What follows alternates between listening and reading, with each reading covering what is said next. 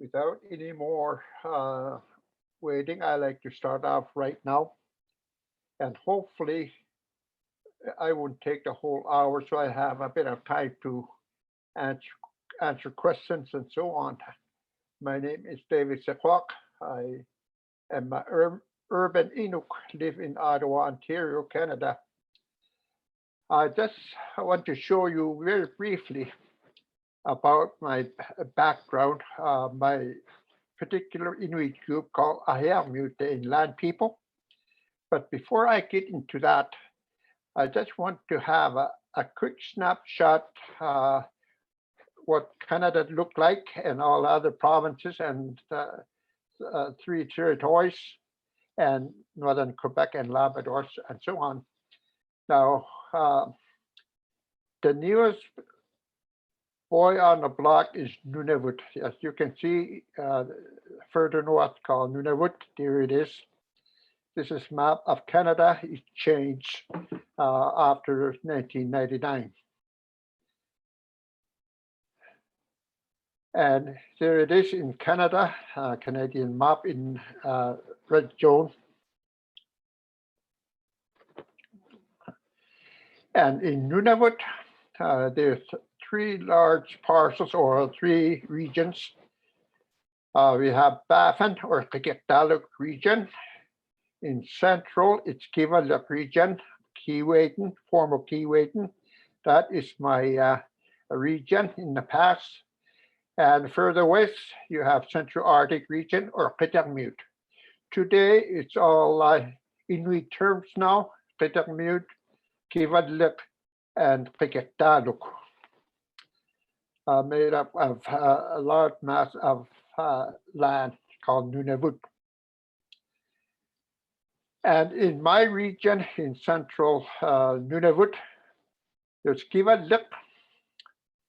And if you look at the bottom, Arviat, it's my home community. Far back into my story, it was called Eskimo Point one time. And I will take you along to Whale Cove and Rankin as I talk in the next 45 minutes. Now, this is Kivalliq. And if you zoom Kivalliq, you see several places. Marked in the mainland is Anadai or Anada Lake. And look south, it's at Manitoba border and Saskatchewan border. And towards the Arviat or Eskimo Point or west coast of Hudson Bay, we have Arviat and so on. And I will talk a bit about the spot called Padley in my talk. That is one of the places we spend or some terrible time during the relocation. There was one time a small trading post here under Hudson Bay Company flag. Ahiarmiut or the inland people always live in Anada Lake perimeter, 50 miles, 100 miles, 200 miles radius, move back and forth, sometimes following the seasons. But my group, the Ahiarmiut people, were always in that triangle, just around Anada Lake. It's a very big lake. So when white people come across us, we were around Kasan River and also in right at Anada Lake. In this picture, with a little red line, there's my late father, Mickey, checking his fishnet, using his very nice kayak.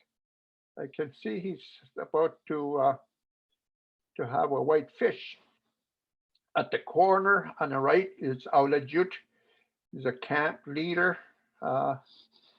Stands further central is a lady preparing skins. She lived for a long time. She just passed away in Arviat not too long ago. Alikaswak. At the bottom with the two spears was her late husband, Kayay. And center down is, I think, look like my late mother, Kahok, and another lake with fancy kayak.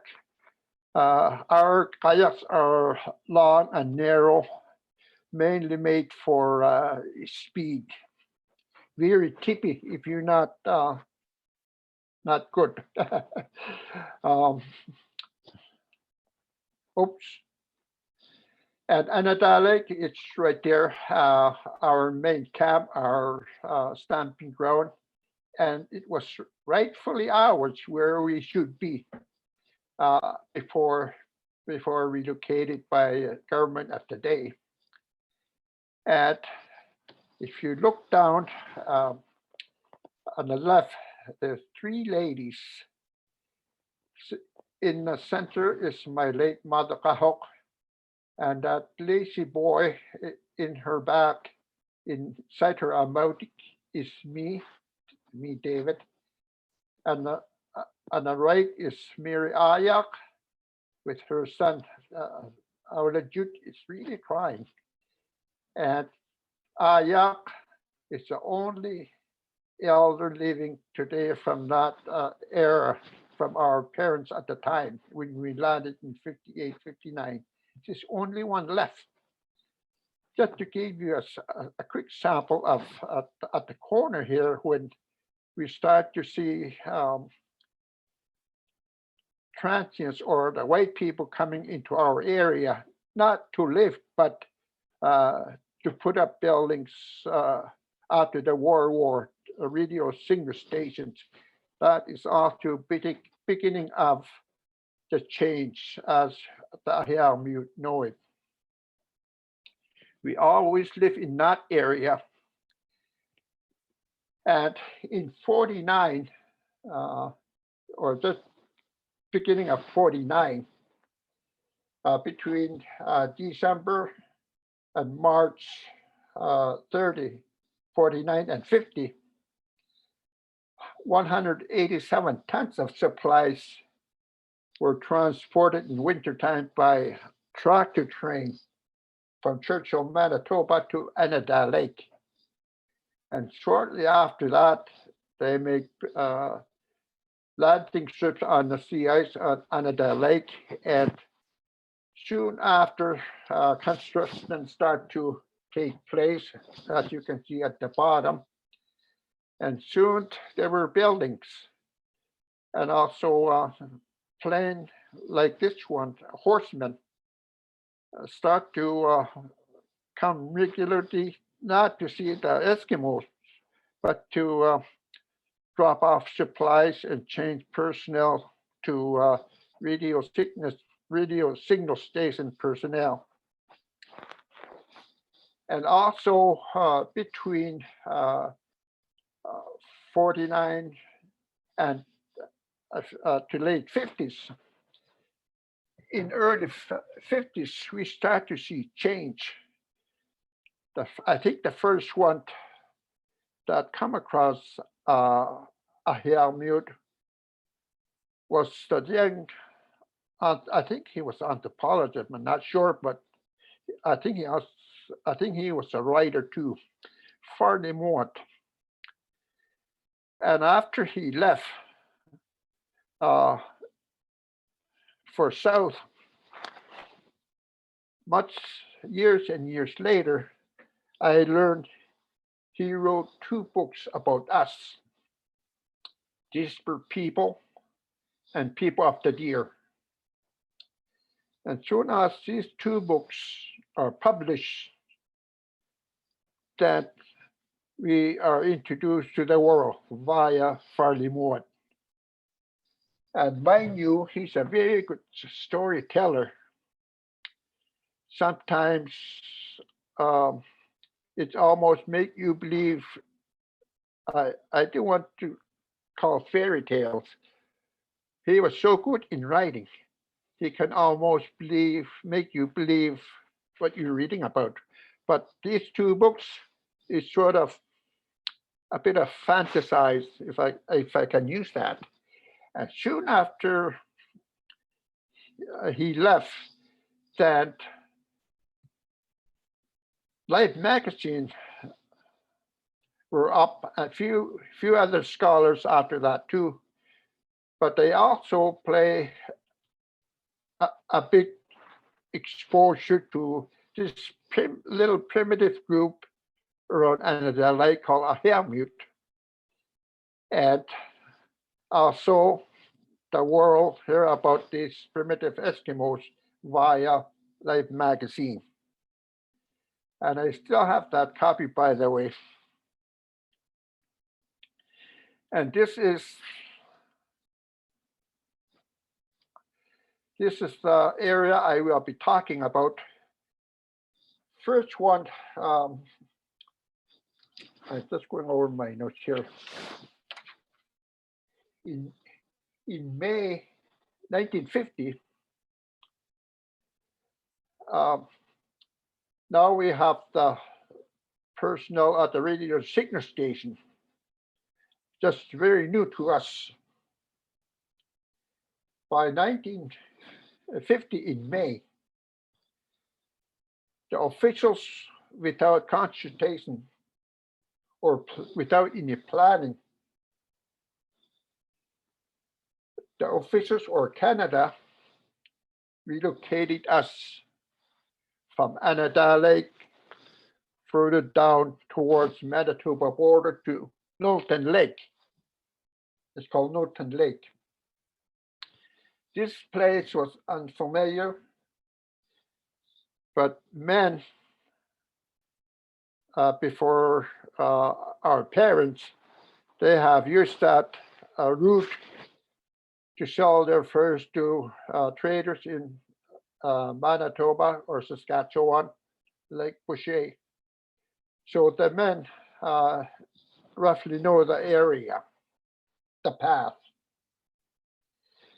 They move us without any shelter, no supplies, no caribou to hunt. And we were just dropped off. I wasn't even born then. Wasn't even born. So according to my elders, they drop us off at the little island at Knowlton Lake. And in a very short time, up to 4 people died of numerous causes, probably sickness, illness. They have no supplies, no tents. I was told when they go to bed at night, they can see stars. And soon after that, they have to make a decision to go back to Anada Lake. And of course, there's no one to take them back. Only way they could do was to walk back with their wives and kids and so on. So they waited until fall, when the ice is thick enough for one person to cross from an island to the mainland. They start their way back to Anada Lake by foot. Many of my elders used to tell me it perhaps takes many months. It's 100 and something miles, but if you, like in 49 and 50, without anything, even 5 miles is long way. We're looking at hundreds of miles, close to 200 miles. And they were back in Anada Lake. And what we don't know this time, I was born and my late mother said, walking back from Newton Lake back to Anita Lake, she was pregnant with me. Now, a few years after, in May 1957, I'm just taking my time so I won't go overboard. 1957, once again, Ahiarmiut were told to leave Anita Lake. This time towards Hudson Bay, towards Padley, Hudson Bay Post. We're not sure how and why they drop us at North Hannick Lake, not right at Padley or right to Eskimo Point or Arviat at the time. But they drop us at North Hannick Lake. There's North Hannick Lake and South Hannick Lake, very big body of water. And I remember when we landed to North Hannick Lake, there's new canvas tents up already when we landed on the lake.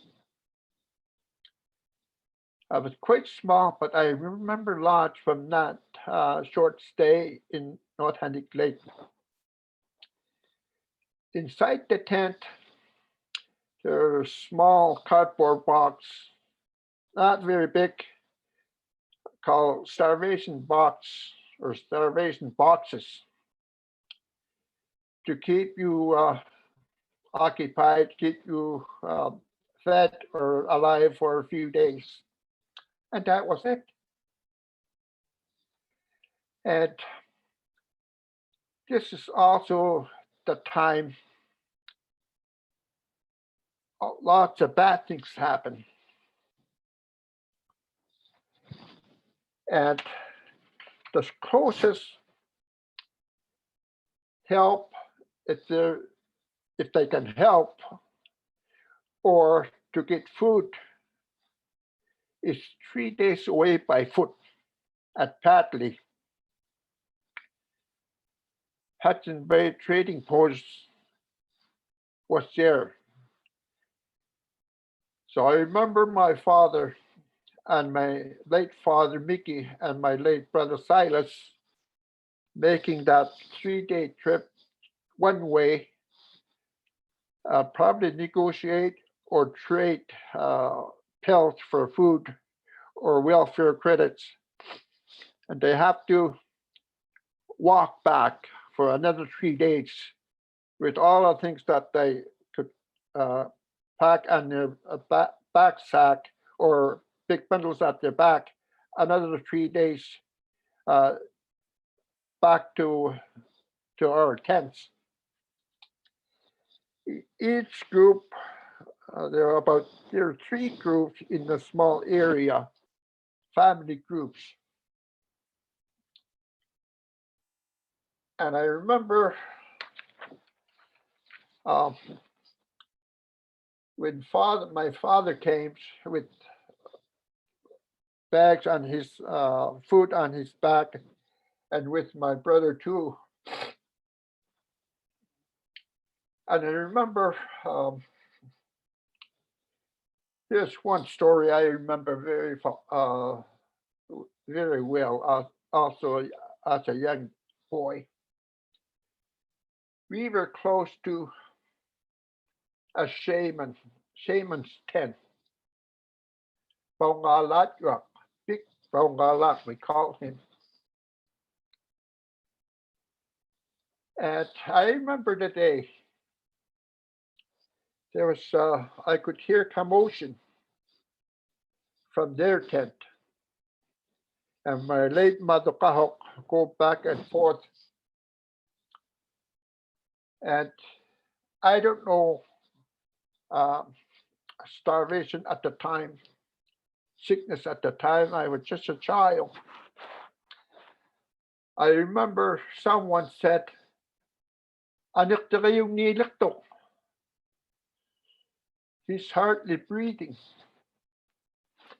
I remember also when I hear someone, anak na kayong nilaktok, he stopped breathing.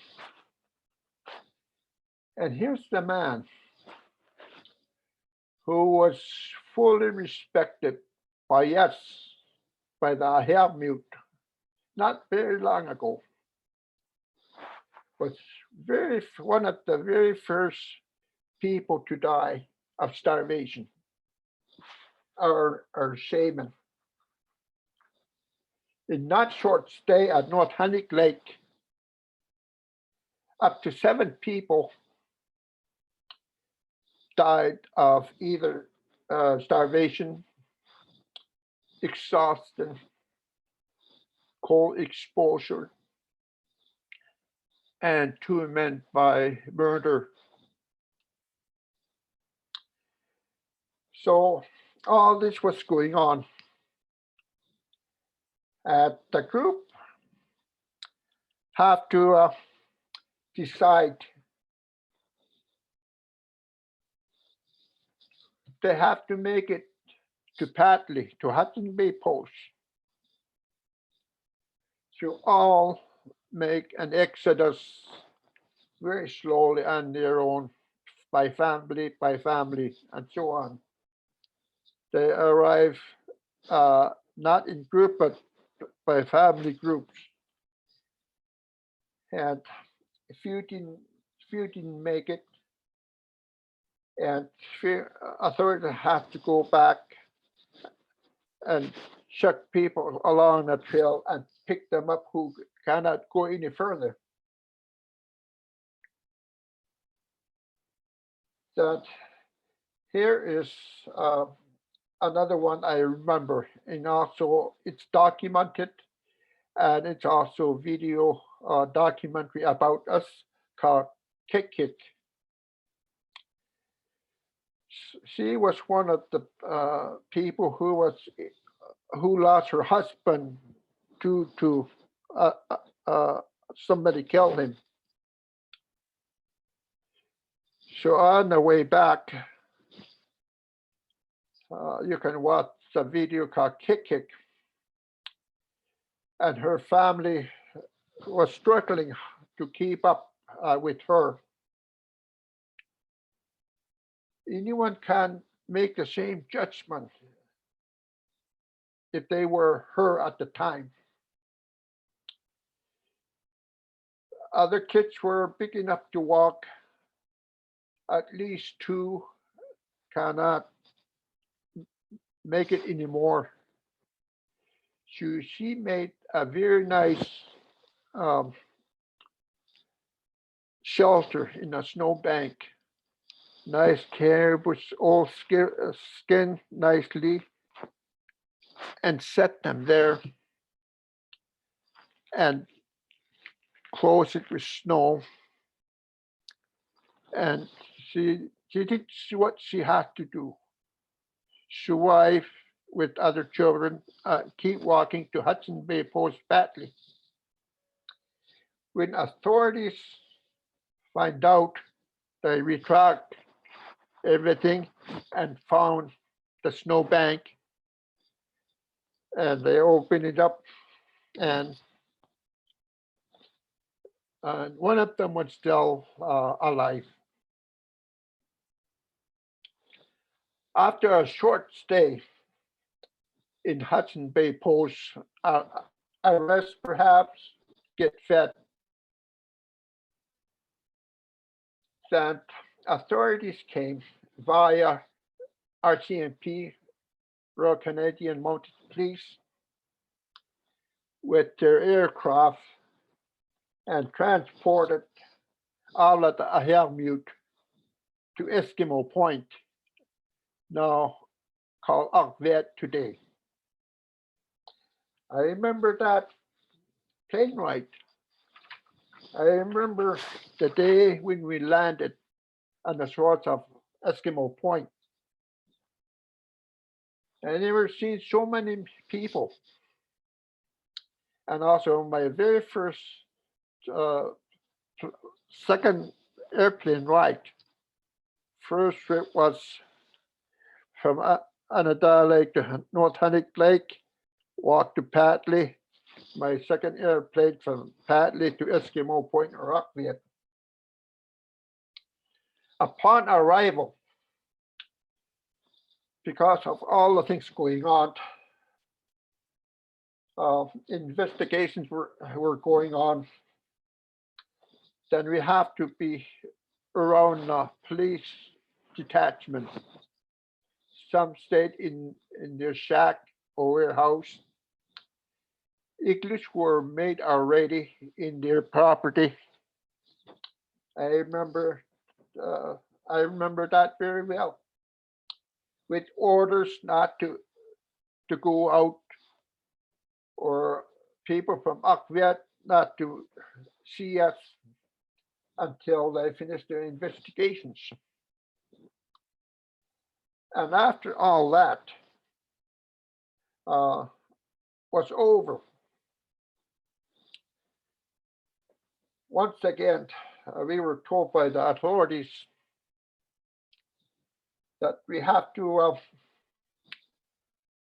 go in the boat this time along the coast of west coast of Hudson Bay to Tavani, Whale Cove, Rankin, that route. And I think the selected place for us was Whale Cove or Tikerakyuak. But at first, the landing was not in favor of the captain or something. So we end up in Rankin Inlet. After a short stay in Rankin, when we arrived, officials says, we're going to find you a little place just outside of Rankin, but away from the general population, called Itivia. That is also first time we start Western education or education from South in Itivia. We were so new to West Coast of Hudson Bay. Government of the day brought in two families from northern Quebec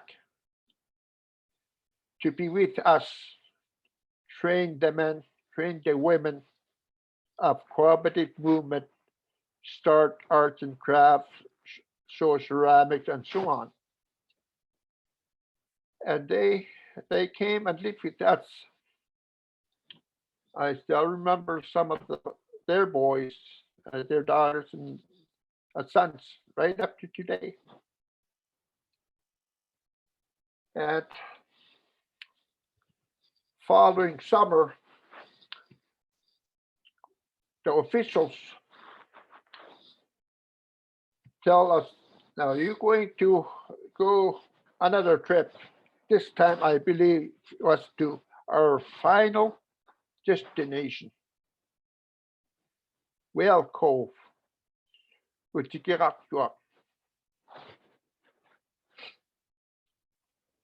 It was already handpicked by officials. And when we landed, or when the boat Peterhead arrived there,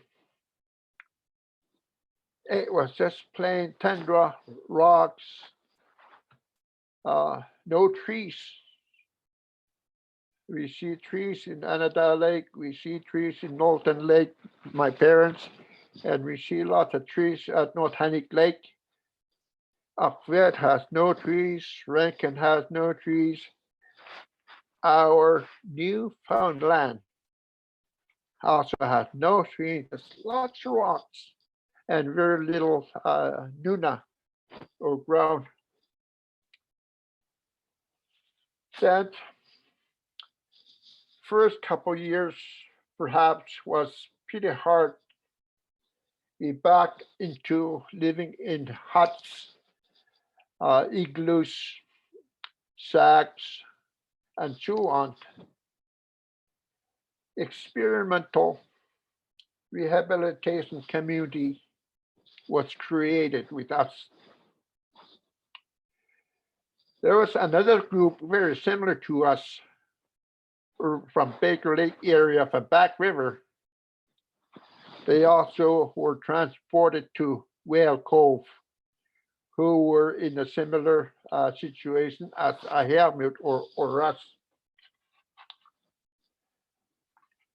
And there we were, new coast to people. We don't even know that salt water tastes bad.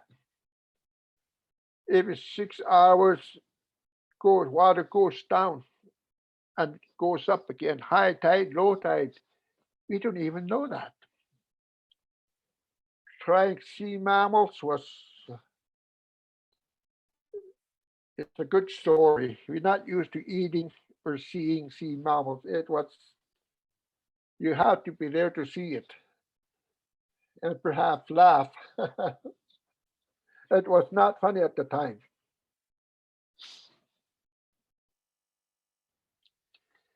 And here is a closer map of Ahiarmiut. There's Anada Lake, there's Knowlton Lake, there's North Hennick Lake, Patley, Eskimo Point, no Arviat, and Whale Cove. Most of the Ahiarmiut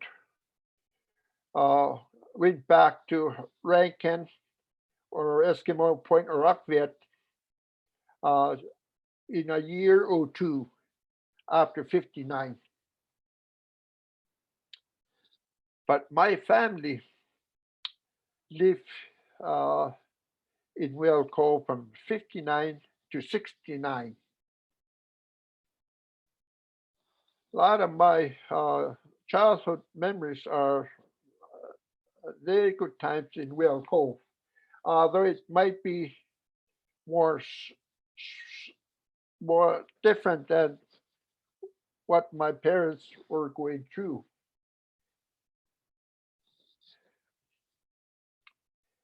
And from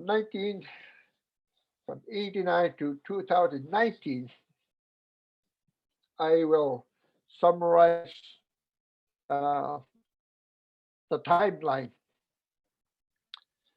After we moved to Eskimo Point at the time, 1969, most of the Ahiarmiut were in Arviat already.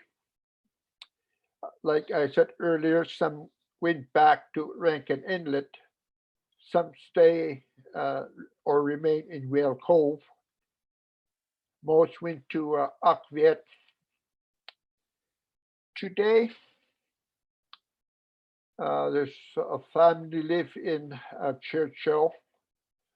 One relocated lived in Winnipeg, and one relocated in Utah, USA. I retired and living in Ottawa, and there's Ahiarmiut descendants living in Inuit today. But there was a sweet moment in September 1985. After long planning and looking at funding by the group, getting partnership to pay for trip back to Anada Lake of my elders,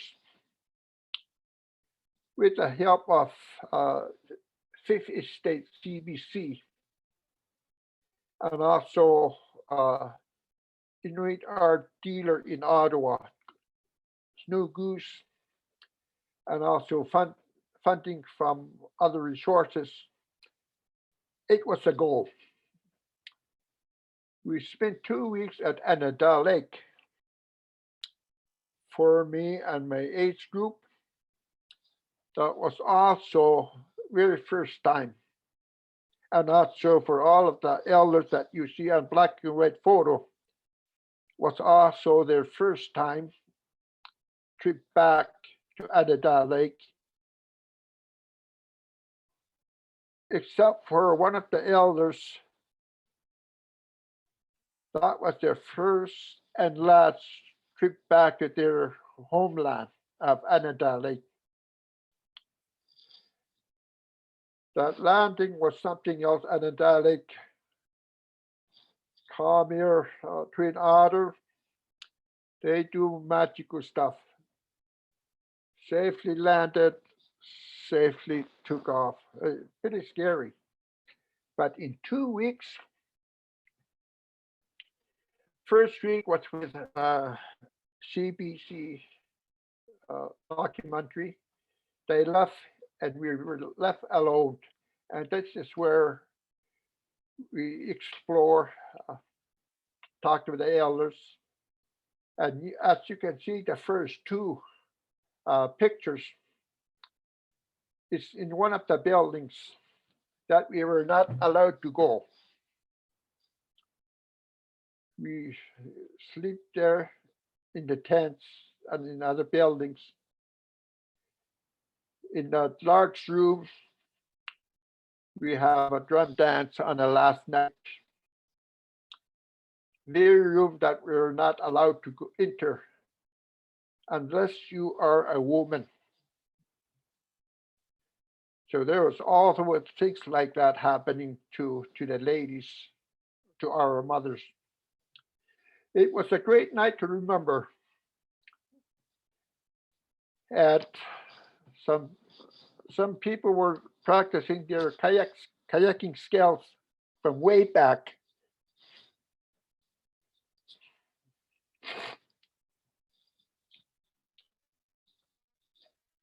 After 1989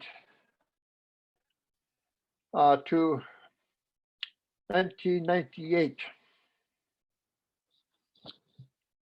all of this never goes away from my thinking. My experience in Anada Lake, North Hunnick Lake, Eskimo Point in 59, 58, Whale Cove, Rankin, back to Eskimo Point in 69. It's like something I have to try or try to do. It was almost, or it was a one-man idea at first. I really want to start a paper trail. That this leads to talking to the elders. And my idea was this simple. They just have to say, give me a signal like this or no. And they all want me to go ahead and explore the paper trail. Our first meeting in the fall of 98 at Adults Education Centers right there, telling their stories for a very first time. Many meetings over the course of 10 years, recording, documenting, and some elders like Mokugnik and a few others marking the map where they walk from Knowlton Lake back to Anada Lake.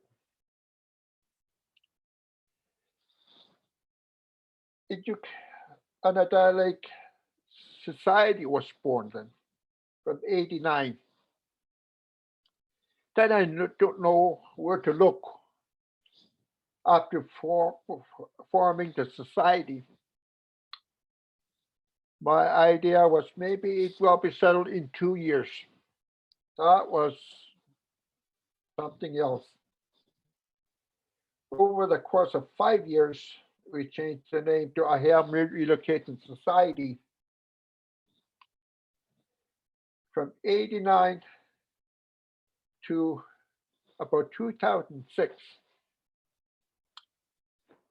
every summer, every trip to Arviat, every personal trip become a working trip.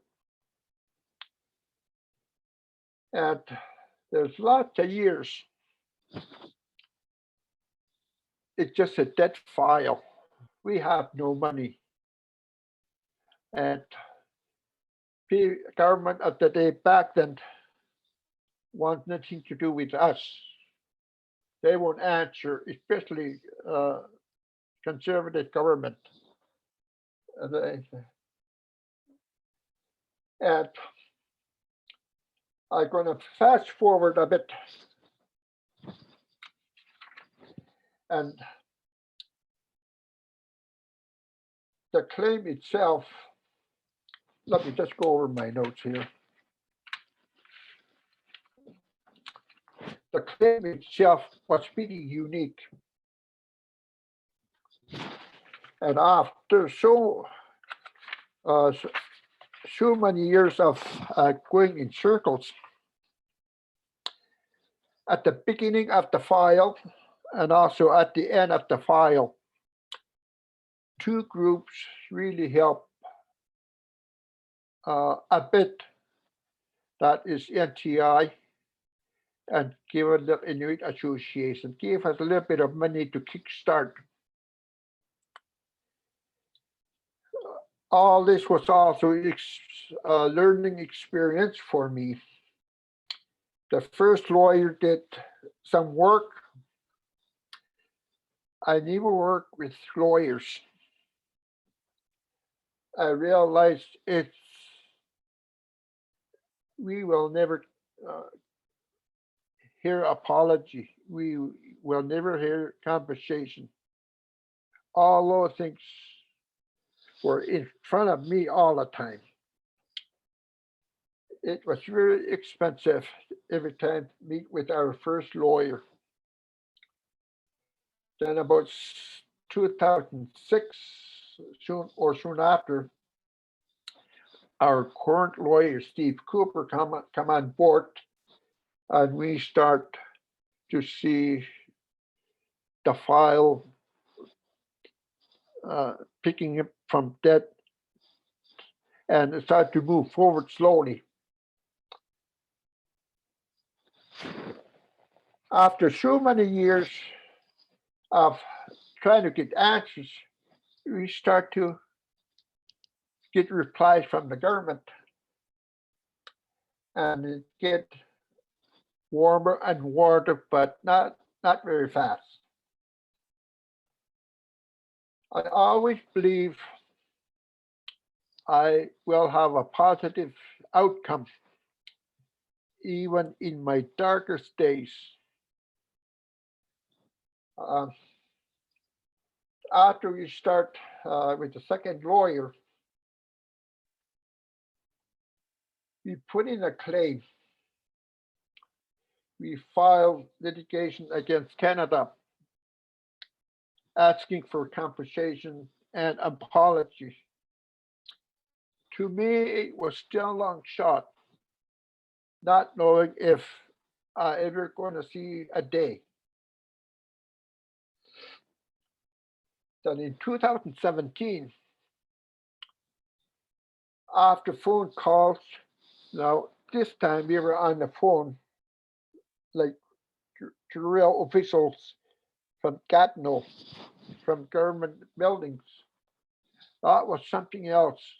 I would never be communication like that. It was happening. Then soon after, January 2017, now we see them in person, called exploratory talks. And we met, I'm not sure how many times, sometimes over the phone, but we have a schedule to keep talking. And soon after 2018, with government side and our side, we have two teams. negotiation teams now, 2018 of April. That after a negotiation, we sort of come up with agreement. And I keep in until we have the community approval. We cannot talk to anyone about what's in it. For that was a long time for me. September 2018, our group, our lawyer and me went back to Arviat and talked to Ahiarmiut to get the approval. Approval was almost instant, right away. And that same month, we went back to Ottawa. I live in Ottawa. Our lawyer, Steve Cooper, and I went back to government offices. Canada approved the settlement. Now, after that, we see a timetable. There might be an apology. We know how to compensation settlement, how much person will get.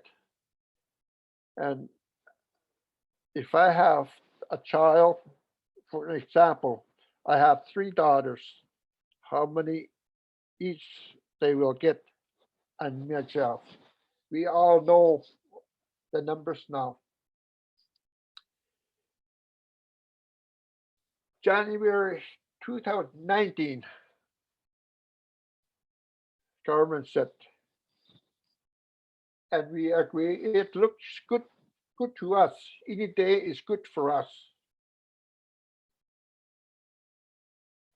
Days goes past. January 22 was a magical day for Ahiarmiut. Minister Bennett came that day, have morning snack with us at Hamlet office. An apology took place. Here it is. Right at day 1 in 1998, I had conversation in mind and a plaque and an apology. Even before we have a lawyer, even before forming the society. These things I have in mind. By 2019, all in one day, the plaque was there. This is a permanent location, but that day it was on makeshift stand. We're very wobbly. We accept the apology. I replied to apology. And compensation in total was 5.7 million. 5 million for us relocatees and 750,000 for healing and reconciliation. And this is what it's looked like today. During apology, it was like a birthday party that I organized in a long time, and it's already here. And I want to make it all Ahiarmiut, handled by Ahiarmiut, invitations by Ahiarmiut, performance by Ahiarmiut, guests by Ahiarmiut, speakers by Ahiarmiut, and it all went like that. I was so happy.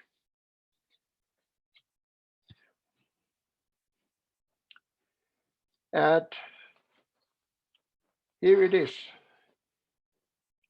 I thought I never witnessed a day for that.